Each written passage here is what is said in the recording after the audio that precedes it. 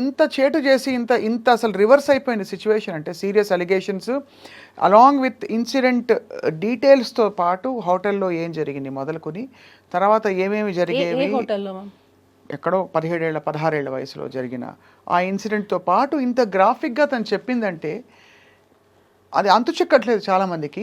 ఏ టైంలో కూడా సుమలత మీకు డౌట్ రాలేదా జానీ మాస్టర్ గారికి ఈ అమ్మాయికి ఏమైనా ఒక రిలేషన్షిప్ ఏర్పడుతుందా, నా కాపురం సంగతి ఏంటి అని ఒక భారీగా సమంజసంగా ఉంటుంది కదా అందరికీ? నేను ఆల్మోస్ట్ 12 years, నాకు ఇప్పటికీ మ్యారేజ్ అయ్యి 12 years. హస్బెండ్ అనే అతను నిజంగా అంత హరాస్ చేస్తే ఏ వైఫ్ టాలరేట్ చేయదు. ఫస్ట్ థింగ్ ఆ ఎఫెక్ట్ వైఫ్ మీదే పడుతుంది, పిల్లల మీద పడుతుంది. నేను యాజ్ ఏ వైఫ్, మదర్, నేను 2 చేస్తున్నాను ఇంట్లో. సో నాకు ఒక కూతురు ఉంది. ఇలాంటి ఒక ఫాదర్ ఉన్నారు అని అంటే ఫస్ట్ ఆఫ్ ఆల్ మేము ఎలా యాక్సెప్ట్ చేస్తాం? సో నేను ఫైట్ చేస్తున్నాను. నేను జానీ మాస్టర్ మీ కళ్ళ ముందు పెరిగారు, ఆడియన్స్ అందరు చూస్తున్నారుగా, వాళ్ళ కళ్ళ ముందే మాస్టర్ జర్నీ కూడా సాగింది. ఎక్కడో నుంచి వచ్చి సడన్గా ఇట్లా రాలేదు. డీ షో, ద్రోణ, రచ్చ అంటే ప్రతి ఒక్క ఆయన ఎదుగుదల మొత్తం ఆడియన్స్ కళ్ళ ముందే జరిగింది. ఎప్పుడు రాని ఎలిగేషన్ ఒక పార్టీలో జాయిన్ అయిన తర్వాత, ఒక నేషనల్ అవార్డు వచ్చిన తర్వాత, ఒక యూనియన్కి ప్రెసిడెంట్ అయిన తర్వాతనే ఎందుకు వచ్చాయి? ఇంతకంటే ఆరితేరిన పార్టీలు, రాజకీయ నాయకులు, శక్తులు ఉంటారు కదా సుమలత. ఇప్పుడు ఏదో ఇది పొలిటికల్గా ఎవరో ఏదో అన్నారు అనడానికి కూడా మనకి ఇంకా పెద్దవాళ్ళు, మోర్ ఇన్ఫ్లుయెన్షియల్ పీపుల్ ఉన్నారు. ఒక జానీ మాస్టర్ని పట్టుకుని మీరు అన్నట్టుగా నిజంగానే ఆయన ఒక టాలెంటెడ్ కొరియోగ్రాఫర్, ఒక వర్గం అంతా కూడా ఏకమై ఆ ఎలిగేషన్స్ ఒప్పుకుంటూ film chamber, federation, anchor Jhansi గారు, భరద్వాజ గారు, పెద్ద పెద్ద వాళ్ళందరూ వచ్చి మాట్లాడిన సందర్భాలు. ఎందుకు ఇంత జరిగిందంటే మీకు దానికి సమాధానం దొరికిందా? బ్యాక్గ్రౌండ్ ఉండాలి ఫస్ట్. కష్టం ఒకటే కాదు, బ్యాక్గ్రౌండ్ ఉండాలి. కానీ ఎవరు కత్తి కడతారు, ఎందుకు కత్తి కడతారు? యాంకర్ ఝాన్సీ గారు, భరద్వాజ్ గారు అని అన్నారు. మన ఫిలిం ఇండస్ట్రీలో ఎన్ని ఇష్యూస్ లేవు మ్యామ్, ఎన్ని కంప్లైంట్స్ లేవు. ఏ రోజైనా ప్రెస్ మీట్ పెట్టారా? ఏ రోజైనా ప్రెస్ మీట్ పెట్టి ఇలా జరిగిందని చెప్పారా? ఎందుకు జానీ మాస్టర్ విషయంలోనే ప్రెస్ మీట్ పెట్టి చెప్పాల్సి వచ్చింది? అంటే అంతకు ముందు మనకి హేమా కమిటీ రిపోర్ట్లో ఇవే వచ్చాయి కదా అదే సమయంలో. సో ఒక్కసారిగా ఒక షేకప్ అయితే అయింది ఖచ్చితంగా. అంటే మేము ఇప్పుడు నేను వెళ్ళి నా మీద ఒకరు 16 years అప్పుడు నన్ను హెరాస్ చేశారని చెప్పి నేను కంప్లైంట్ పెడితే ఇప్పుడు తీసేసుకుంటారా? లేదా నన్ను హెరాస్ చేశారు వర్క్ ప్లేస్లో అని చెప్పి ఒక డైరెక్టర్, ఒక ప్రొడ్యూసర్ చేశారని చెప్పి నేను ఫిల్మ్ ఛాంబర్లో కంప్లైంట్ ఇస్తాను, బ్లైండ్గా తీసేసుకుంటారా? అదే నేను మిమ్మల్ని మళ్ళీ అడుగుతున్నా, సేమ్ క్వశ్చన్ మీరు అడిగిన ప్రశ్నే మిమ్మల్ని తిరిగి అడుగుతున్నాను. ఒక పెద్ద బాధ్యత గల ఒక ఫెడరేషను, ఫిల్మ్ ఛాంబరు, ఇంతమంది పెద్ద మనుషులు కోర్టు దాకా వెళ్ళింది విషయం అంటే ఒక సెక్షువల్ హరాస్మెంట్ తెలుసు కదా మీకు, కమిటీ ఉంటుంది తెలుసు కదా మీకు. ఆ కమిటీ కూడా ఏవో ఫ్యాక్ట్ వెరిఫికేషన్ చేసుకోకుండా మొత్తం, ఎందుకంటే వ్యవస్థ అంతా కూడా నీరుగారిపోతుంది ఒకవేళ ఇది పూర్తిగా అసలు డొల్ల అని తెలిసిపోతే రేపు. అలాంటిది ఇంతమంది పెద్ద మనుషులు కలిసి స్వీకరించారంటే what could have been a compelling evidence or something that Srashti Verma said which has caused or raised an alarm? ఇవాళ ఏంటి పరిస్థితులు స్త్రీలకి అని చెప్పి నేను ఇటుగా అడగలేదు, మిమ్మల్ని క్వశ్చన్ అడుగుతున్నా, లాజికల్గా మీకు ఏమనిపిస్తుంది అంతే. ప్రెస్ మీట్లో వాళ్ళు చెప్పిన మాటే, యాంకర్ ఝాన్సీ గారు మాట్లాడినదే, ఏదో ఫేవర్ ఇస్తామని చెప్పి పిలిచి అవకాశాలు ఇవ్వకుండా ఎగరగొట్టేస్తే దాన్ని పరిగణలోకి తీసుకుంటాము అని అన్నారు. అంటే నీకు పని కావడం కోసం మీ ఒళ్ళు అమ్మేసుకుంటారా? ఇప్పుడు ఏం చెప్తున్నారు వాళ్ళు అంటే, నీకు ఛాన్సెస్ కావాలి అని అంటే రైట్, నువ్వు వచ్చి ఉండొచ్చు, నువ్వు కేసు పెట్టచ్చు అని చెప్తున్నారా? అంటే నాకు అర్థం కాలేదు అది. నేను అడగాలని వాళ్ళకి కాల్ చేశా, వాళ్ళు అసలు కాల్ పిక్ చేయట్లేదు. ఇప్పుడు ప్రిసైజ్ అలిగేషన్ అంటే ఇప్పుడు తను పెట్టిన అలిగేషన్ ప్రకారం లైంగిక వేధింపు జరిగింది 2000. ఏది ప్రూఫ్? ఏది? అదే అంటే ప్రూఫ్ ఇంకా లేదు మ్యామ్. సెక్షువల్ హెరాస్మెంట్ అంటే ఏంటి నాకు ఇప్పటికీ అర్థం కావట్లేదు. సెక్షువల్ హెరాస్మెంట్ అంటే ఏంటి? ఫస్ట్ ఆఫ్ ఆల్ మైనర్ అమ్మాయితో ఏ విధంగా, మైనర్ వదిలిపెట్టండి, మేజర్ అయినా మైనర్ అయినా సెక్షువల్ హెరాస్మెంట్ అంటే ఏంటి అంటే బేసికలీ నువ్వు ఇలా ప్రవర్తించకపోతే నేను చెప్పిన టర్మ్స్ అండ్ కండిషన్స్కి నువ్వు నా కోరికలు తీర్చాలి, పిచ్చి చూపులు చూడడం మొదలుకొని కామెంట్లు కొట్టడం వరకు సెక్షువల్ హెరాస్మెంట్ కింద అనేక విషయాలు వస్తాయి. ఇది నిజంగానే ఈ విషయం జరిగిన తర్వాత అందరూ చర్చించుకోవడం మొదలుపెట్టారు. ఇప్పుడు ఊరికే సరదాగా ఫ్రెండ్స్, కొలీగ్స్ ఉంటారు, వచ్చి ఏదో కామెంట్ చేస్తారు, అది సెక్షువల్ హెరాస్మెంట్ అయిపోతుంది సడన్గా. అంటే అమ్మాయి ఫీల్ అయ్యేది ఇంపార్టెంటా, జరిగే సంఘటన ఇంపార్టెంటా అని చర్చ కూడా వచ్చింది. చాలామంది లాయర్స్తో కూడా మాట్లాడాము మేము. మీరు చెప్పండి. మ్యామ్ సెక్షువల్ హెరాస్మెంట్ జరిగింది అనడానికి యాజ్ ఎ వైఫ్గా నేను అడుగుతున్నా, ఏది సాక్ష్యం ఏది?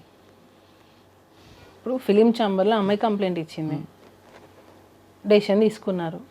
అట్ వాట్ బేసిస్ వాళ్ళు ఏ డెసిషన్ అనేది ఏ బేసిస్తో తీసుకున్నారు?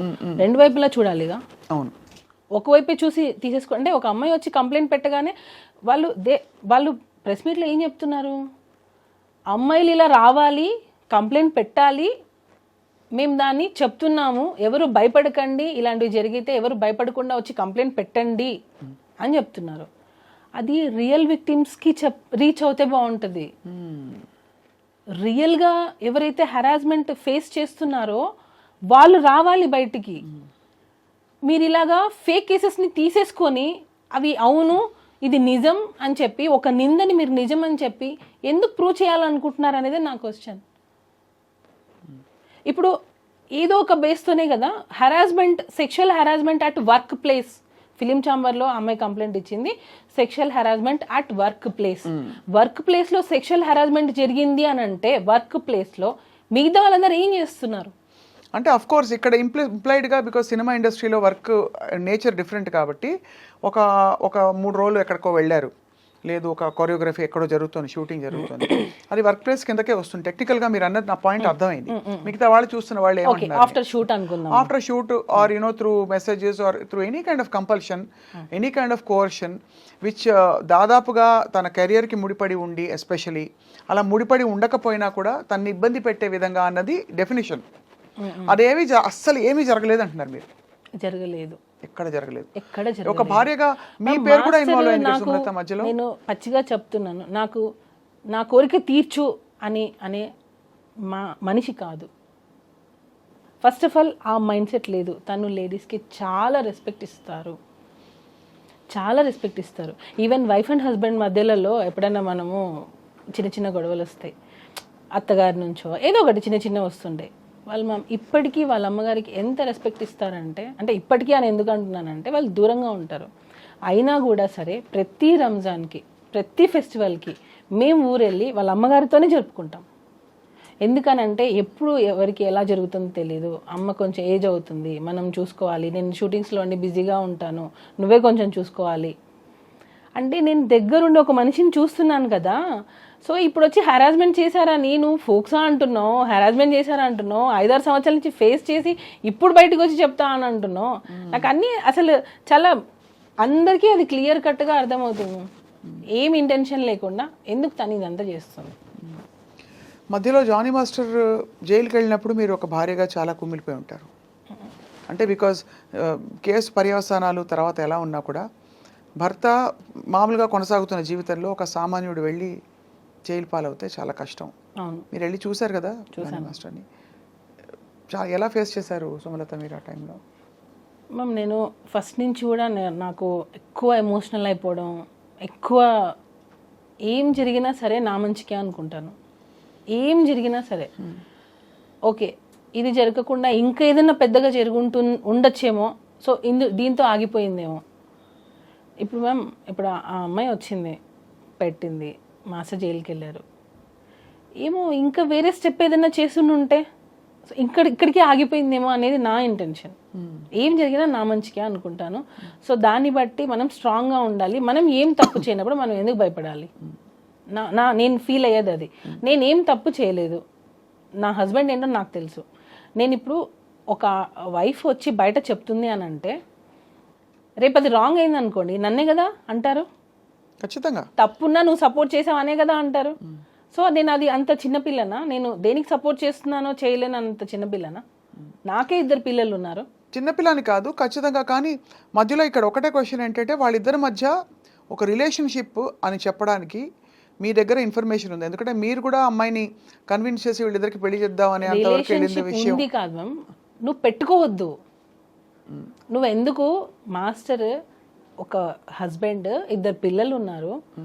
సో నువ్వు ఈ ఏజ్ నీకు అట్రాక్ట్ అవ్వచ్చు, లేదా ఆ లగ్జరియస్ లైఫ్ చూసిండొచ్చు, కార్లు కావచ్చు, ఇచ్చే ఇంపార్టెన్స్ కావచ్చు. ఇప్పుడు డాన్సర్కి ఇచ్చే ఇంపార్టెన్స్ ఒకటి ఉంటుంది, అసిస్టెంట్ కొరియోగ్రాఫర్కి ఇచ్చే ఇంపార్టెన్స్ ఒకటి ఉంటుంది. వాళ్ళు ఎక్కడో వెళ్ళి తింటుంటారు, వీళ్ళు ఏంటంటే మాస్టర్ దగ్గర తింటారు, మాస్టర్కి వచ్చిన ఫుడ్ని తింటారు, సపరేట్ కారు ఉంటుంది. సో నేను ఒకరికి ఇంపార్టెన్స్ ఇస్తున్నానంటే అందరి దృష్టి ఎక్కడ వెళ్తుంది, అక్కడే వెళ్తుంది. సో ఆ మనిషి ఏం చేస్తారు, నాకు ఇంపార్టెన్స్ వచ్చింది అనే ఒక ఫీల్కి వెళ్ళిపోతారు. ఇంకొకటి నేను చెప్పాలనుకుంది, డీ షోలో పర్ఫార్మెన్సెస్ చేసుకునే ఒక అమ్మాయిని తీసుకొని వచ్చి డైరెక్ట్గా ఒక పెద్ద పెద్ద హీరోస్ ముందు నిల్చోబెట్టి ఛాన్స్ ఇచ్చినప్పుడు కష్టం అనేది ఎక్కడా తెలియలేదు ఇక్కడ. ఈ రోజుల్లో ఒక పెద్ద హీరో దగ్గర వర్క్ చేయాలంటే చాలా స్టేజెస్ దాటి రావాలి. కానీ ఇక్కడ ఈ అమ్మాయికి ఏంటంటే డైరెక్ట్ డీ షో నుంచి direct Dhanush sir, Charan sir, NTR sir, ఇట్లా చాలా మంది దగ్గర పెద్ద పెద్ద హీరోస్ దగ్గర వర్క్ చేయాలి. ఎందుకు అంత ఆపర్చునిటీ ఇచ్చారు జానీ మాస్టర్ దానికి? అంటే వర్క్ నచ్చింది, ఇచ్చారు. ఓకే, మన దగ్గర చేస్తే బాగుంటుంది. ఇప్పుడు ఎవరైనా మంచి డాన్సర్ కావాలనే కదా అనుకుంటారు. సో అలా పిలిచారు. మాస్టర్ చిన్న చిన్న సాంగ్స్ చేసే స్టేజ్ అప్పటికి అయిపోయింది. సారీ, చిన్న చిన్న సాంగ్స్ అని నేను ఎప్పుడు చెప్పకూడదు, ఎందుకంటే అన్ని సాంగ్స్ ఒకటే. అర్థమైంది. హీరోస్ ఎక్కువ ఫేమ్ ఉన్న హీరోస్ దగ్గర మాస్టర్కి ఛాన్సెస్ రావడం స్టార్ట్ అయింది. సో అప్పుడు ఆ అమ్మాయి అక్కడే వర్క్ చేస్తుంది కదా, మాస్టర్ ఏ హీరో దగ్గర ఉంటారో ఆ అమ్మాయి అక్కడే వర్క్ చేస్తుంది. సో ఆటోమేటిక్గా ఆ అమ్మాయి పెద్ద హీరో దగ్గర నుంచే స్టార్ట్ అయింది తన కెరియర్ అనేది. ఇండస్ట్రీకి రావడంతోనే విజయ్ సార్ పెద్ద పెద్ద హీరోస్తోనే చేసింది వర్క్. అవును, నేను అడిగేది అదే, అంటే మీరు ఎందుకు ఇన్వాల్వ్ అయ్యి తన దగ్గరికి వెళ్ళాల్సి వచ్చింది? నువ్వు నేను ఒకరోజు పిలిచాను, మనసు పడిందా తను? నేను పడింది, అదే కదా నేను అంటున్నాను. మనసు పడింది. నేను ఒకరోజు రిహార్సల్కి వెళ్ళాను, షూట్కి రిహార్సల్స్కి వెళ్తూ ఉంటాను. నేను వెళ్ళినప్పుడు ఆ అమ్మాయి నన్ను చూసి భయపడ్డము, ఎందుకో కొంచెం ఇన్సెక్యూర్గా ఫీల్ అవ్వడం, నేనేదో ఐడెంటిఫై చేసి తను ఏదైనా అడుగుతానేమో, ఏదో ఒకటి సంథింగ్ నా దగ్గర ఉన్నప్పుడు కొంచెం ఎక్కువ రాదు. సరే అని చెప్పి నాకు కొంచెం వియర్డ్గా అనిపించింది బిహేవియర్. అప్పుడు నేను మాస్టర్కి చెప్పాను, తనని దూరం పెట్టు, తన వల్ల నీకు ప్రాబ్లం వస్తుంది అని చెప్పాను. నేను అప్పుడే చెప్పాను. నేను మాస్టర్ వచ్చి లేదు అలా ఏం కాదు, మంచి అమ్మాయి, హార్డ్ వర్క్ చేస్తుంది, మంచి అమ్మాయి. మాస్టరే అన్నారు మంచి అమ్మాయి, హార్డ్ వర్క్ చేస్తుంది అని అన్నారు. తర్వాత రంజితమే సాంగ్ అప్పుడు స్ట్రిక్ట్గా చెప్పాను, ఆ అమ్మాయి వద్దు మన దగ్గర. ఎందుకనంటే నాకు మాస్టర్ దగ్గర ఉన్న అసిస్టెంట్ కొరియోగ్రాఫర్స్, డాన్సర్స్ నాకు కాల్ చేసి, వదిన ఆ అమ్మాయి చాలా ఎక్కువ చేస్తుంది, మాస్టర్ ఇచ్చే ఇంపార్టెన్స్ని తను వేరే వేలో తీసుకెళ్తుంది, సో జాగ్రత్త అని చెప్పి నాకు చాలామంది డాన్సర్స్ కాల్ చేసి చెప్పారు. అప్పుడు నేను మాస్టర్ కాల్ చేసి, ఈ అమ్మాయి మన దగ్గర వద్దు, మాస్టర్ ఎంతైనా చేయనివ్వండి, నేను వన్స్ ఒకసారి వద్దు అని స్టాండ్ తీసుకున్నానంటే మాస్టర్ దానికి కట్టుబడి ఉంటారు. స్టార్టింగ్లో ఒకవేళ అటు ఇటు డిస్కషన్ జరిగినా అట్ ద ఎండ్ మాస్టర్ నన్ను ఎప్పుడు క్రాస్ చేసి వెళ్ళరు. అంటే తను చెప్పేది నిజమే అని నమ్ముతారు.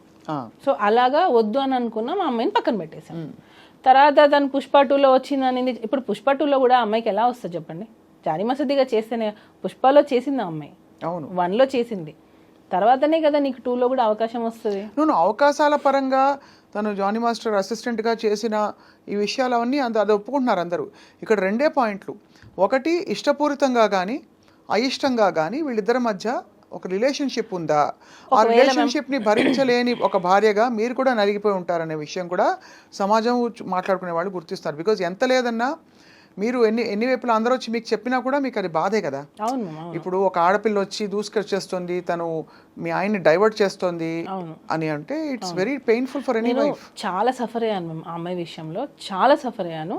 వాళ్ళ మదర్కి ఆ అమ్మాయికి చాలాసార్లు నేను కాల్స్ చేశాను, మీరు చేసే తప్పు, మీరు బియాండ్ ఎక్స్పెక్ట్ చేస్తున్నారు, మీ కెరియర్ ఇది కాదు, మీరు వచ్చిన దేనికి, మీరు ఒక అసిస్టెంట్ కొరియోగ్రాఫర్గా వచ్చారు, మీ పని మీరు చేసుకున్నారా, వెళ్ళిపోయామా, ఇలానే ఉండాలి అని నేను ఆ అమ్మాయికి చాలాసార్లు చెప్పాను. పిలిచి మరీ చెప్పాను, ఇంటికి కూడా పిలిచాను.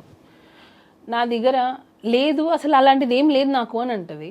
అక్కడికి వెళ్ళి మళ్ళీ తన ఫ్యామిలీ ప్రాబ్లమ్స్ అన్నీ చెప్పడం స్టార్ట్ చేసి, మా మదర్ నన్ను టార్చర్ చేస్తుంది, మీరే నన్ను సేవ్ చేయాలి మాస్టర్, ఇంకా నేను మీ దగ్గర అయితే నేను ఇది కూడా ఒకటి, ఎందుకు మాస్టర్ రిలేషన్ అని ఎందుకు అంటున్నారనంటే, అమ్మాయి స్టార్టింగే రావడం ఎలా వచ్చిందంటే, మా మదర్ నన్ను చాలా టార్చర్ చేస్తుంది, నన్ను చిన్న చిన్న బట్టలు వేసుకోమంటుంది, నేను ఇంట్లో నాకు పిచ్చిలేస్తుంది, నాకు ఏం చేయాలో అర్థం కావట్లేదు, నేను షూటింగ్కి వచ్చినప్పుడు నేను హ్యాపీగా ఉంటున్నాను, సో నన్ను మీ దగ్గర నుంచి పంపకండి నన్ను మీ దగ్గర నుంచి తీసేయకండి, నేను మీ దగ్గర సేఫ్గా ఫీల్ అవుతాను, వేరే మాస్టర్ దగ్గర ఎక్కడ కూడా నాకు ఆ సేఫ్టీ లేదు అని మాస్టర్ దగ్గర ఆ అమ్మాయి ఏడ్చిన రోజులు చాలా ఉన్నాయి.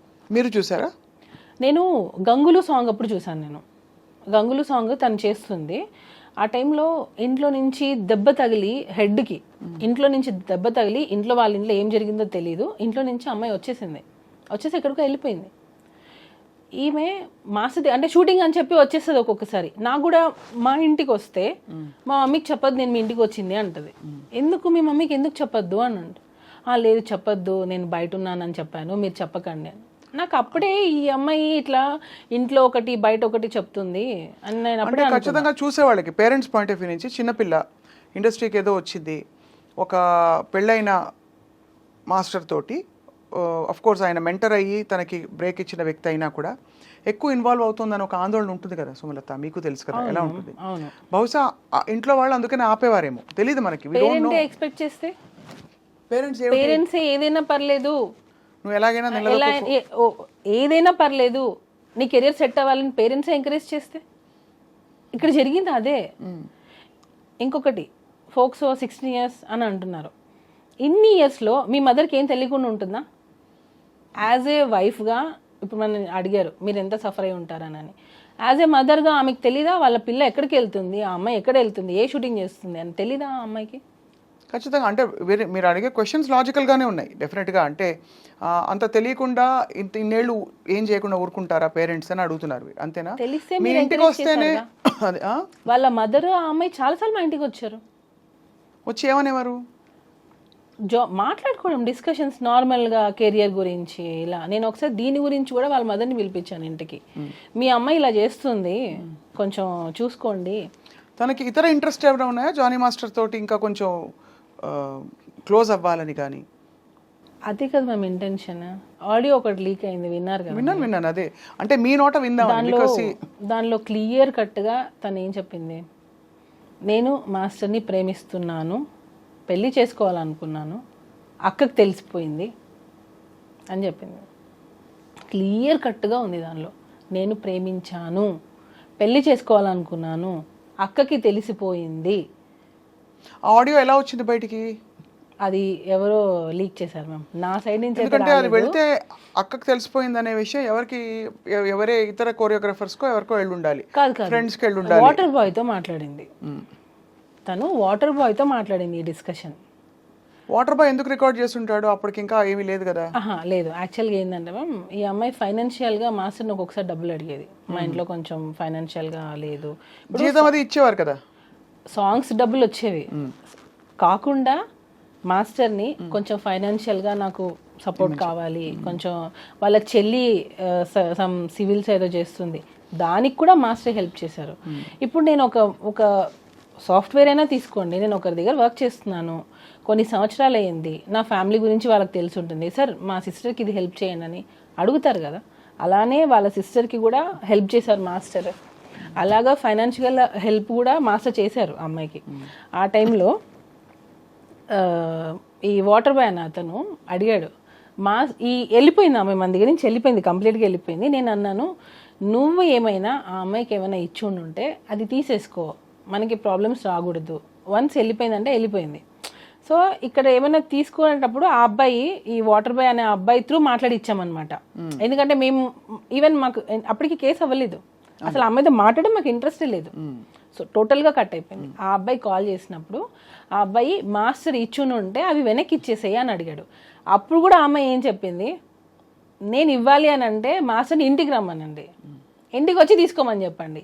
అంటే నీకు హెరాస్మెంట్ జరుగుతుంది, అయినా నువ్వు ఇంటికి పిలుస్తున్నావా? అయిపోయింది ఇంకా. అంటే నువ్వు హెరాస్మెంట్ అన్ని సంవత్సరాలు ఫేస్ చేసావు, నువ్వు వెళ్ళిపోయావు, మా దగ్గర వర్క్ కూడా చేయట్లేదు, అయినా నువ్వు ఇంటికి ఎందుకు రమ్మంటున్నావు? ఇంకా క్లియర్గా అర్థం కావట్లేదా మ్యామ్? తనకి మాస్టర్తో లైఫ్ షేర్ చేసుకోవడం కావాలి, ఆ లగ్జరియస్ లైఫ్ కావాలి. ఆ మాస్టర్ ఆ పొజిషన్లో ఉన్న రోజులు తినే అసిస్టెంట్గా ఉండాలి, వేరే వాళ్ళని అసిస్టెంట్గా పెడితే కూడా తను ఒప్పుకునేది కాదు.